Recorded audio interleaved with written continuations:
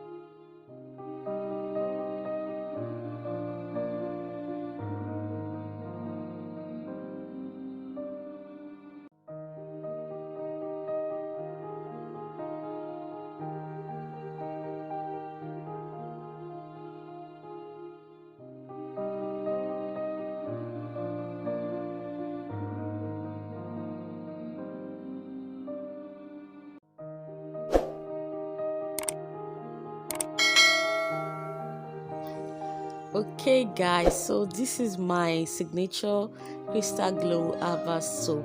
If you like this video, please kindly thumbs up for me, subscribe to my channel, and please do not forget to turn on the notification bell so you get notified each time I make upload like this. This is the outcome of the soap. This is a 400-gram net weight size soap. If you want to buy, it's just 5,000 naira. Just hit me up, chat me up on WhatsApp, and you get it delivered to you wherever you are in the world. Thank you. See you next time.